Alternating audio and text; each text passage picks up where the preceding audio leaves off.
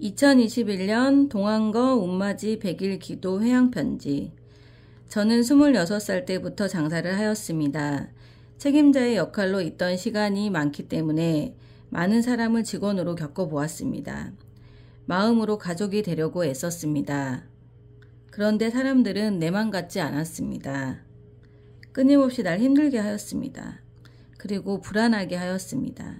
한 명이라도 내 사람으로 만들려고 노력하였지만 15년이 지난 지금 한 분은 그래도 남았다고 생각했는데 그분마저도 본인의 이익을 위해서 나의 비위를 맞추며 내 머리 꼭대기에서 나를 조련한 사실을 알게 되었습니다. 저는 그분께 마음을 많이 주었습니다. 항상 역공을 많이 당했기 때문에 조심한다고 했는데도 마음이 많이 갔습니다. 그런데 어느 순간부터 본색이 드러났습니다. 본인에게 이익이 가지 않는 순간부터 절 더 불편하게 했습니다. 자꾸 죄책감이 들었습니다. 내가 뭘 잘못했는지도 모르겠습니다. 내가 마음을 많이 줬다는 이유만으로 나는 끊임없이 주는 존재가 되어 있었습니다.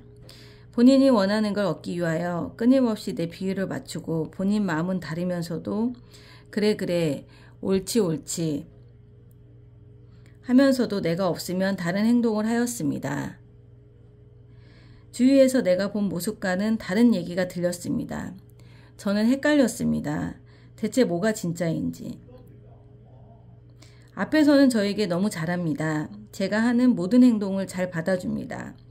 그분이 내 말을 잘 받아주었기 때문에 내 사람이라고 내 편이라고 생각했습니다. 항상 내 걱정을 해주었고 위로를 해주었고 내가 많이 의지했던 것 같습니다. 그래서일까요? 나는 그 대가로 돈을 지불해야 했습니다.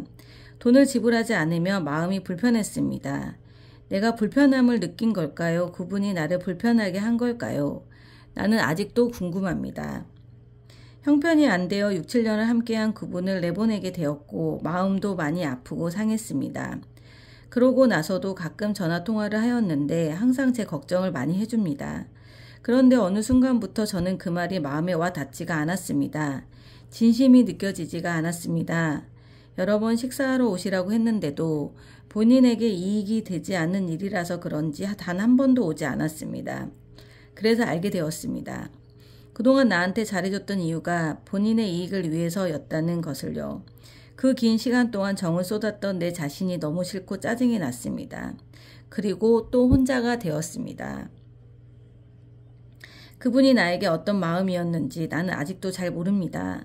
그런데 나는 이 관계가 허울뿐이고 가식처럼 느껴졌고 정 때문에 더 지속했다가는 감정이 쌓여서 원수가 될 것 같았습니다. 저의 이런 마음을 그분께 설명할 자신이 없었고 그래서 저는 잠수 타는 방법을 선택했습니다. 고민했습니다. 대체 뭐가 문제일까? 나의 인간관계는 대부분 이런 식이었고 저는 항상 실망했고 항상 내가 뭘 주는 관계로만 인연이 이어졌고 왜 나는 주기만 해야 할까? 이런 물음표들이 내 안에 많이 생겼습니다.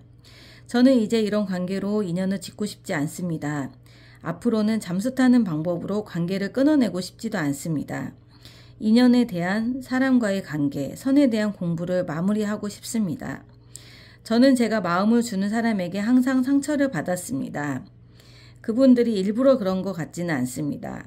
이것 또한 하나님이 주는 숙제인 것 같습니다. 내가 풀어야 할 문제인 것 같습니다.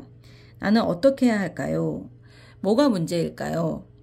내가 마음을 준 사람들은 다 나에게 사자가 되었을까요? 머리가 항상 아픕니다. 스승님께서 상대방의 모습이 곧 나의 모습이다. 내 안에 그런 것이 있기 때문에 나한테 보이는 것이다 라는 얘기가 마음에 와 닿았습니다. 제가 그분들께 처음 다가갔을 때의 제 마음가짐을 생각해 보았습니다. 내가 필요한 걸 얻기 위해 그분들에게 관심을 보였고 호감을 표시했습니다. 이게 저의 초심이었던 것 같습니다. 그런데 나는 왜 화가 나고 서운할까요? 내가 원하던 걸 얻지 못하여 기분이 나쁘고 화가 났던 것 같아요. 똥 묻은 개가 겨 묻은 게 나무란다 라는 속담처럼 제가 똥 묻은 개가 아닐까요? 마음이 무겁습니다. 저의 초심, 첫 단추부터 잘못 끼워졌던 것 같아요. 그래서 저는 항상 저의 인간관계는 이렇게 끝이 났던 것 같아요. 이런 관계를 겪으며 저는 점점 사람들에게 마음의 문을 닫았어요. 기대도 안 하고 실망도 안 하는 감정이 없는 관계. 저는 홍익 지도자 멘토가 되고 싶습니다. 생각하고 또 생각하고 동영상을 보아도 이념은 세워야 한다. 매일매일 머릿속을 둥둥 떠다닙니다. 나는 어떤 이념으로 나의 울타리를 만들어야 할까? 초심부터 다시 세워보기로 하였습니다. 저는 천공 스승님을 너무 닮고 싶습니다. 주기만 하는 존재, 주기만 하면서도 보람을 느끼는 존재. 저는 아들이 하나 있습니다. 아들이 1살 때 돌잔치를 하고 난 후 이혼하였습니다. 이혼하고 10년 동안 정말 너무 많이 힘들었습니다. 숨을 쉬는 것도 힘들었던 것 같습니다. 10년 동안 죽을 만큼 힘들었기 때문에 한 줄기 빛을 찾아 수행하는 마음으로 살았습니다. 저에게는 너무 힘들게 지켜낸 아들이기에 소중하고 아끼는 아들입니다. 정성을 다해 키웠습니다. 사랑도 아낌없이 주었습니다. 하나밖에 없는 아들이기에 나를 버티게 해준 유일한 존재이기 때문에 잘 키우고 싶었습니다. 한눈 팔지 않고 키웠습니다. 아들도 제 마음을 아는 것인지 공부는 못해도 바르게 자라주었습니다. 저는 많은 직원들을 겪으며 이런 생각이 들었습니다.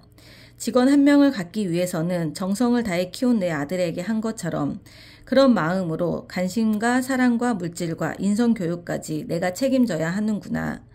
내가 홍익 지도자 멘토가 되려면 내 아들에게 쏟은 정성을 나에게 오는 모든 사람들에게 할 수 있는 마음의 준비와 자세를 갖추어야 하겠구나. 이런 생각을 하니 마음이 바빠집니다. 너무 모자라고 부족함을 느낍니다. 저는 프랜차이즈 사업을 하고 싶습니다. 어떤 마음으로 음식을 만들어야 할까 고민해 보았습니다. 항상 저는 한 끼를 먹더라도 제대로 된 식사를 하고 싶다 라는 생각을 하고 있습니다. 먹었을 때 돈이 아깝지 않고 웃음의 호응이 나올 수 있는 한 끼. 가게를 하면서 어설프지만 처음으로 제가 직접 레시피도 만들어보고 연구도 해보았습니다. 처음 해보는 음식이지만 맛의 기본은 의외로 간단하였습니다. 좋은 재료, 신선한 야채, 조리를 하는 사람의 마음가짐. 스승님의 컵 원리가 생각납니다. 모든 음식을 내 아들이 먹는다고 생각하고 하면 모든 판단이 빨라집니다. 버려야 할 것들, 쓰면 안 되는 것들, 좋은 재료를 찾으려고 노력해야 하는 이유가 분명해졌습니다. 그리고 직원들을 어떤 마음으로 대하고 무엇을 채워줘야 할지를 조금은 알 것 같습니다. 3년 공부를 시작하기로 마음 먹은 다음 제가 하는 일을 더 배울 수 있는 곳에 취직하였습니다. 이곳에서는 저는 막내입니다. 새로운 환경에서 직원의 입장에서 일하고 있습니다. 저에게 무엇이 문제였는지 짚어보는 시간을 갖고 저의 부족함을 채우는 시간을 몸은 힘들지만 마음만은 즐겁게 하고 있습니다. 정법시대에 아는 지인이 없다 보니 동안고 공부 기간을 제대로 알지 못하였습니다. 절에서는 동지부터 운맞이 기도를 하였기 때문에 100일 기도 회양이 늦어졌습니다. 내년부터는 정법시대 동안고 기간에 맞추어서 하겠습니다. 늦게 회양하여 죄송합니다.